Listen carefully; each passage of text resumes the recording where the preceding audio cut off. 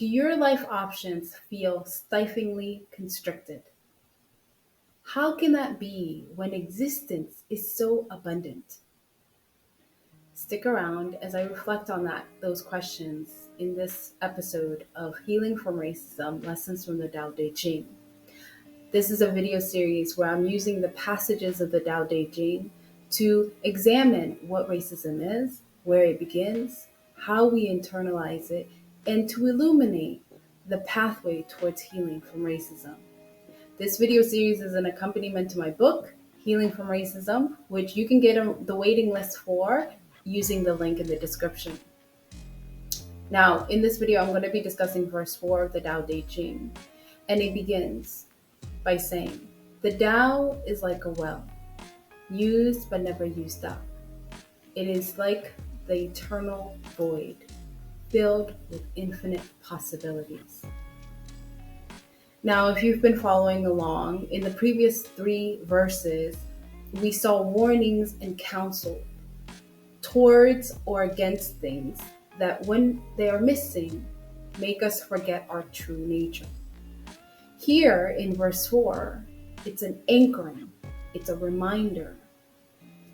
Other creatures in their natural habitat do not question their existence or really struggle to do what they need to do to survive. When times are good and food is plenty, they do what they need to do to take care of themselves, and then they are able to relax and find ease.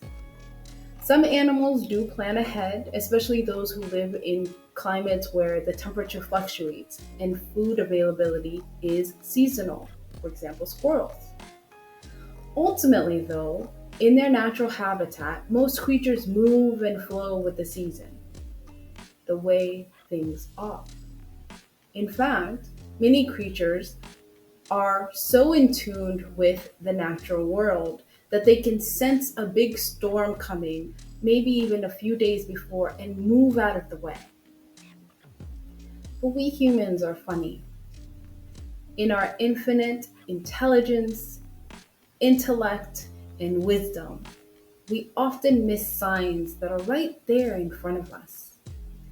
And we do harm to ourselves because of it. Much of this has to do with the way we've organized ourselves into societies. While the Tao, existence, nature, is like a well that is never used up, we have created structures that create blockages. We dam the flow of that well. And in the process, we create superabundance on one side of the dam, while creating deprivation and even desertification on the other side of the dam. We do this even in situations where the dam isn't necessary. For example, in our relating to each other.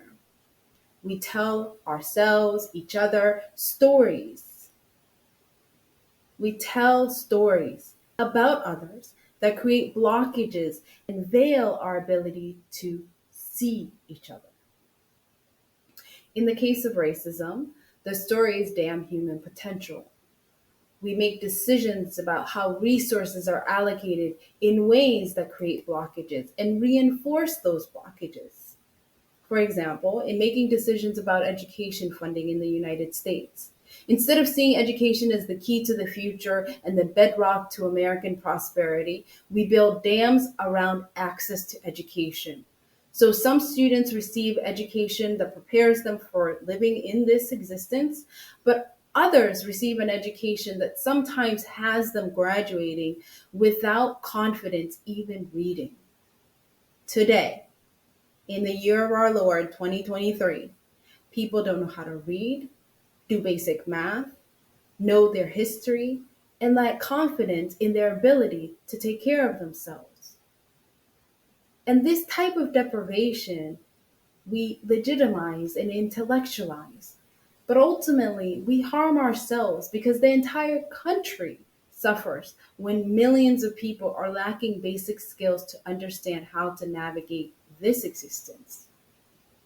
By creating blockages that we justify by shaming, judging, and blaming people who were born into circumstances that they didn't choose, We block access to that infinite possibility that is. Thankfully, the Tao is always available, and healing through awareness is possible. And when you begin to understand that the well is infinite, you can begin the long journey back to remembering and embodying being a part and being one with that infinite well.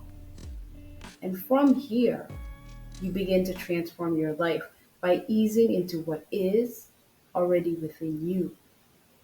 It's recognizing that while there are dams everywhere, all around, you are free to go anywhere and everywhere until you find the path of least resistance as you go to get what is yours. Sometimes, especially early on, it can feel like wading through muddy waters. But you just have to remember from whence you come. And so those are a few thoughts and reflections that arise as I read this passage, verse 4 of the Tao Te Ching, as it relates to healing from racism. I welcome your reflections, your questions, your thoughts, and what do you remember? What do you remember as you read this passage? Again, just want to invite you to join the waiting list for my book if you're not already on it, using the link in the description. And feel free to share this video with anyone that might benefit. Thank you so much, and I'll see you in the next video where I will explore verse 5 of the Tao Te Ching.